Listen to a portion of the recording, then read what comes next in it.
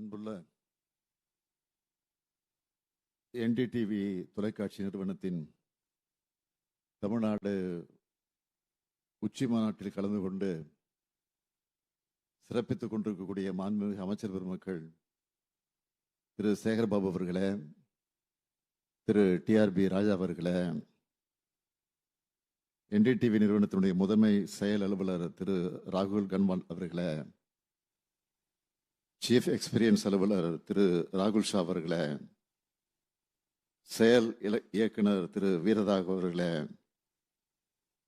நிர்வாக ஆசிரியர் திரு சிவ் அரூர் அவர்களே, அரசியல் பிரிவின் ஆசிரியர் வசுதா வேணுகோபால் அவர்களே, முதன்மை செய்தியாளர் திரு சாம் டேனியல் அவர்களே, பொருளாதார வல்லுநர் திரு சுர்ஜித் அவர்களே, வருகை புரிந்திருக்கக்கூடிய சிறப்பு விருந்தினர்களே, அரசு உயர் அலுவலர்களே, பத்திரிகை மற்றும் ஊடகத்துறை சார்ந்திருக்கக்கூடிய நண்பர்களே, உங்கள் அனைவருக்கும் என்னுடைய அன்பான வணக்கம். தமிழ்நாடும் தமிழ்நாட்டு அரசியல் கட்சிகளும் தேர்தல் களத்திற்கு மும்முரமாக தயாராகி கொண்டிருக்கக்கூடிய நிலையில தமிழ்நாடு சம்மிட் என்ற இந்த சிறப்பான நிகழ்ச்சியை ஏற்பாடு செய்திருக்கக்கூடிய என்டிடிவி ஊடகத்துக்கு முதல்ல என்னுடைய நன்றியை, வணக்கத்தை தெரிவித்துக் கொள்ள விரும்புகிறேன். இந்திய அரசியல்ல நிறைய மாடல்கள் இருக்கு. அதுல யூனிக் மாடல், திராவிட மாடல். இந்தியா முழுக்க பார்க்கப்படுகிற ஆங்கில ஊடகமான நீங்க செய்திகளை சேகரிக்க நாடு முழுக்க பயணம் பண்ணியிருப்பீங்க. உங்களால தமிழ்நாட்டுக்கும் இந்தியாவோட பிற பகுதிகளுக்கும் இருக்கிற வேறுபாட்டை நிச்சயம் நீங்கள் உணர்ந்திருக்க முடியும். தமிழ்நாட்டை பொறுத்த வரைக்கும் எல்லா மாவட்டங்களும், 2ஆம் நிலை 3ஆம் நிலை நகரங்களும் ஊரக பகுதியில் கூட வளர்ச்சி அடைந்திருக்கு. சிறப்பான உட்கட்டமைப்பு வசதிகளும் போக்குவரத்து வசதியும் இருக்கிற மாநிலம் நம்முடைய தமிழ்நாடு. இந்த மாநிலத்துக்கென பரந்துபட்ட அரசியல் பார்வை இருக்கு. இங்க சமூக நீதியையும் சமத்துவத்தையும் சமூக நல்லிணக்கத்தையும் மக்கள் நலனையும் முக்கியமாக நினைக்கிறோம். இது எல்லாத்தையும் சரியா கொண்டு போய் திறமையான அரசை நடத்துவதால் தான் இந்தியாவிலே யாரும் அடைய முடியாத 11.19% பொருளாதார வளர்ச்சியை திராவிட மாடல் ஆட்சியில சாத்தியப்படுத்தி இருக்கிறோம். இந்த வளர்ச்சியை நாங்கள் சாதாரணமா அடைஞ்சிடல. சமூகத்தில் எந்த ஒரு பிரிவும் விடுபட்டு விடக்கூடாதுன்னு ரொம்ப கவனமா பார்த்து திட்டங்களை உருவாக்கி இருக்கோம். ஒரு பக்கம் ஒன்றிய பாஜக அரசு தொடர்ந்து ஏற்படுத்தி வரக்கூடிய அரசியல் நெருக்கடி எல்லாத்தையும் எதிர்கொண்டு, மறுபக்கம் தொலைநோக்கு பார்வையோடு எதிர்காலத்துக்கான திட்டங்களை உருவாக்கி செயல்படுத்தி கொண்டு வருகிறோம். தேவைகளுக்கேற்ப எங்களுடைய கொள்கைகளும் எவால்வ் ஆகி வருகிறது. மகளிர், குழந்தைகள், மாணவர்கள், இளைஞர்கள், தொழில் முனைவோர், உழவர்கள், நெசவாளர்கள், அரசு ஊழியர்கள், ஆசிரியர்கள்னு எல்லா தரப்பினருக்கும் நன்மைகளை செஞ்சுக்கிட்டு இருக்கோம். இந்த 5 ஆண்டுகளா நாங்கள் செஞ்சிட்டு இருக்கக்கூடிய திட்டங்களை ஹைலைட்டா நான் சொல்ல விரும்புகிறேன். 2001 தேர்தல் அறிக்கையில் மகளிருக்கு 1000 ரூபாய் உரிமை தொகை தருவோம்னு சொன்னோம். உடனடியாக எதிர்கட்சிகள் விமர்சனம் செஞ்சாங்க. அதெல்லாம் முடியாது, தரவே முடியாது, தமிழ்நாட்டோட நிதி நிலைமை சரியில்லைன்னு சொல்லி பரப்புரை எல்லாம் பண்ணாங்க.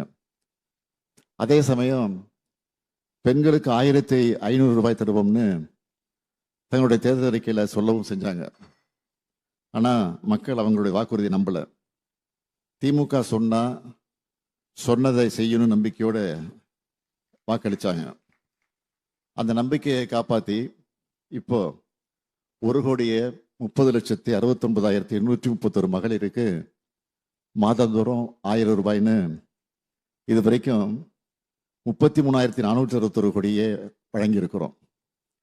அதே போல மகளிருக்கு பேருந்துகளில் கட்டணமில்லா பயணம்னு சொன்னோம். சொன்ன மாதிரியே திமுக வெற்றி பெற்ற மறுநாளே விடியல் பயணம் திட்டத்தில் பெண்கள் கட்டணம் இல்லாமல் பயணிக்க ஆரம்பிச்சிட்டாங்க. இது வரைக்கும் 13,387 கோடி ரூபாய் மதிப்பிலான 835 கோடிக்கு அதிகமான பயணங்களை செஞ்சிருக்கிறாங்க. இன்னும் சொல்லணும்னா இந்த திட்டத்தில் விளிம்பு நிலை மக்களுக்கு எவ்வளவு பயன் ஏற்படுதுன்னு தரவுகளோடு உணர்ந்து திருநர்களுக்கும் மலைப்பகுதியில் இருக்கிற மாற்றுத்திறனாளிகளுக்கும் இந்த திட்டத்தை விரிவாக்கம் செஞ்சோம்.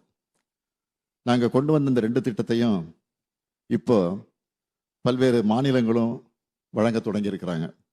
இதுதான் திராவிட மாடல் நாட்டுக்கே வழிகாட்டி என்பதற்கான அடையாளம்.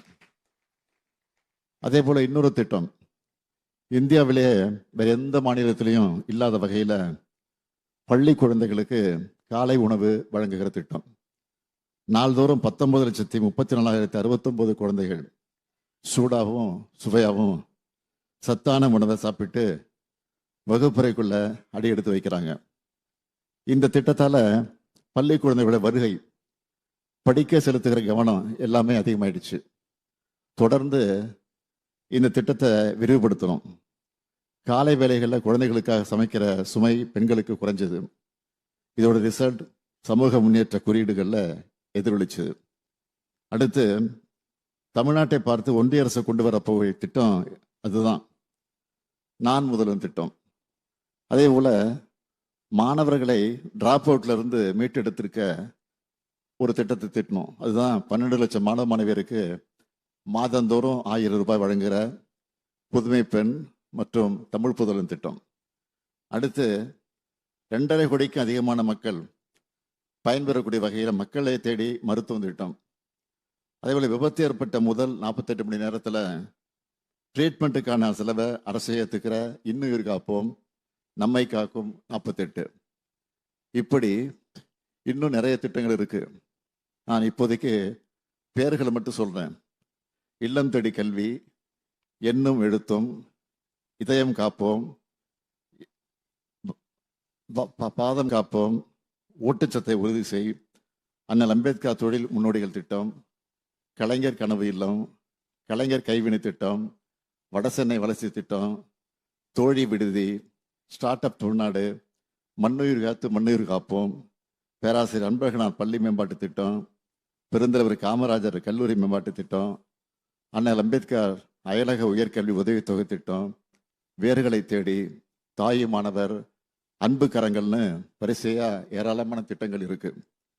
மக்கள் நல திட்டங்களுக்கு அடுத்து உட்கட்டமைப்பை எடுத்துக்கிட்டா மதுரையில கலைஞர் நூற்றாண்டு நூலகம், கிண்டி கலைஞர் நூற்றாண்டு உயர் சிறப்பு மருத்துவமனை, கிளாம்பாக்கம் கலைஞர் நூற்றாண்டு பேருந்து முனையம், திருச்சி பஞ்சப்பூர்ல கலைஞர் ஒருங்கிணைந்த பேருந்து முனையம், கீழடி அருங்காட்சியகம், பொருணை அருங்காட்சியகம், கோவை ஜிடி நாயுடு பாலம், மதுரை வீரமங்கை வேலுநாச்சியார் மேம்பாலம் உள்ளிட்ட ஏராளமான உட்கட்டமைப்பு திட்டங்களையும் உருவாக்கி இருக்கிறோம்.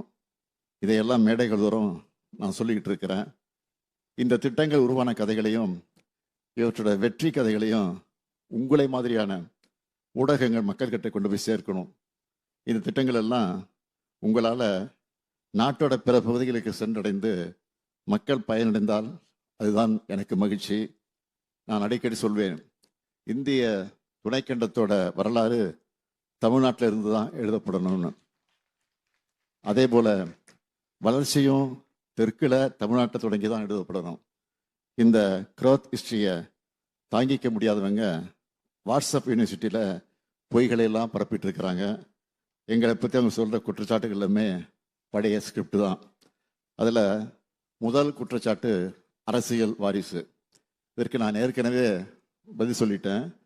யார் வேண்டுமானாலும் அரசியலுக்கு வரலாம், ஆனால் யார் வந்தாலும் அவங்கள மக்களுக்கு முன்னாடி நின்று அவங்க நம்பிக்கையை பெற்று ஓட்டு வாங்கினா மட்டும்தான் வெற்றி பெற முடியும்.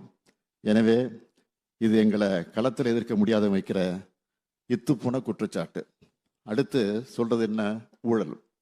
இது வரைக்கும் எங்கள் மேலே வச்ச குற்றச்சாட்டுகளை ஏதாவது யாராவது ஆதாரத்தோடு நிரூபிச்சிருக்கிறாங்களா?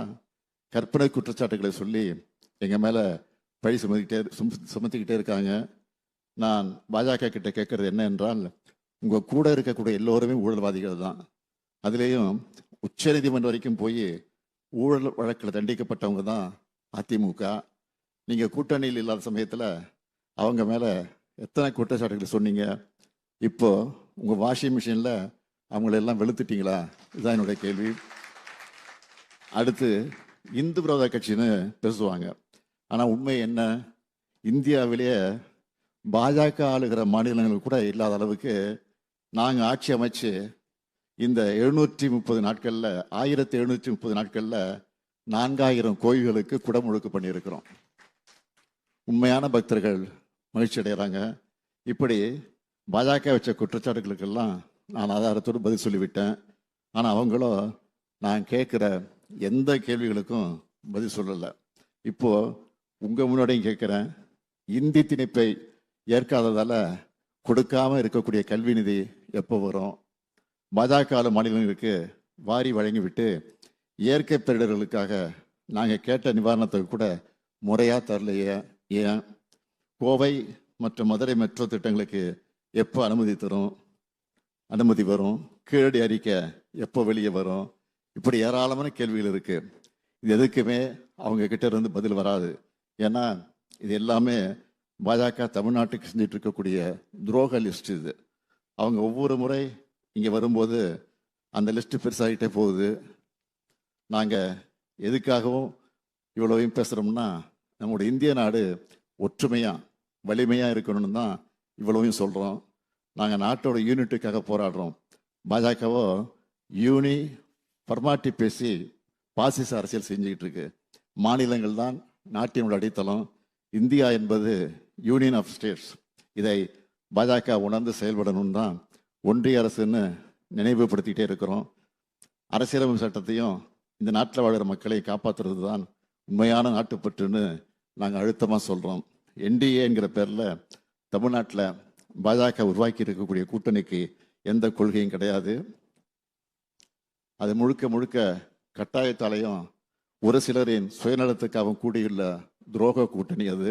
நான் கேட்குறேன், நீட் தேர்வு விலக்கு பற்றி அக்கறையோடு கேட்டு இருக்கக்கூடிய எதிர்கட்சியினர் அவங்களோட கூட்டணிக்கு தலைமை தாங்குகிற பாஜக கிட்ட அதை வலியுறுத்த ஏன் தயங்குறாங்க, அஞ்சி நடுங்கிறாங்க? தமிழ்நாட்டு மேலே பாஜக வலுக்கட்டமாக திணிச்சிருக்கிற திட்டங்களை பற்றி குரல் எழுப்ப திராணி இல்லாமல் இருக்கிறவங்க நெஞ்சு நிமித்தி எப்படி மக்களுக்காக கேள்வி எழுப்புவாங்க? தமிழ்நாட்டோட தன்மானத்தை காக்க எப்படி தலை நிமிர்ந்து பேசுவாங்க? அதனால தான் நடக்க போகிற தேர்தல் தமிழ்நாடு வெர்சஸ் என்டிஏன்னு அழுத்த நிறுத்தமா நான் சொல்லிட்டு இருக்கிறேன். வழக்குகளால் மிரட்டப்பட்டு முழுக்க முழுக்க சுயநலத்தோடு அமைக்கப்பட்டிருக்கக்கூடிய என்டிஏ கூட்டணியை அடுத்தடுத்த துரோகங்களுக்கான அச்சாரம் தான் தமிழ்நாட்டு மக்கள் பார்க்குறாங்க. நான் உறுதியாக சொல்கிறேன், என்டிஏவுக்கு தோல்வியின் தக்க பதிலடியை வர தேர்தலில் தமிழ்நாடு நிச்சயம் வழங்கும். நான் மக்களை நம்புகிறவன். எங்கள் அண்ணா சொன்ன மாதிரி மக்கள் கூடவே வாழுறவன். இன்னும் பல திட்டங்களை உருவாக்கி இந்தியாவில் தமிழ்நாடு தான் நம்பர் 1 மாநிலம்னு தொடர்ந்து பெருமையோடு சொல்ல நான் உழைப்பேன். அதுக்காகத்தான் உங்கள் கனவை சொல்லுங்கன்னு தமிழ்நாட்டு மக்கள் எல்லோரும் குரலையும் கேட்க தொடங்கி இருக்கிறோம். இந்த நிகழ்ச்சியிலையும் எதிர்கட்சிகளை சேர்ந்த பலரும் பேச இருக்கிறாங்க. அவங்களோட கருத்துக்களை நான் நிச்சயமாக முழுமையாக கேட்பேன். அதில் அவதூறுகளை புறந்தள்ளிவிட்டு ஆக்கப்பூர்வமான கவனத்தில் எடுத்துக்கிட்டு திராவிட மாடல் 2.0 அரசு அமைய நிச்சயம் பாடுபடுவேன் என்ற உறுதியை இந்த நிகழ்ச்சி மூலமாக நான் தெரிவிச்சுக்க விரும்புகிறேன். இந்த தமிழ்நாடு சமிட் வெற்றியடைய மீண்டும் ஒரு முறை என்னுடைய வாழ்த்துக்களை சொல்லி விடைபெறுகிறேன். நன்றி, வணக்கம். Thank you for that outstanding speech, sir.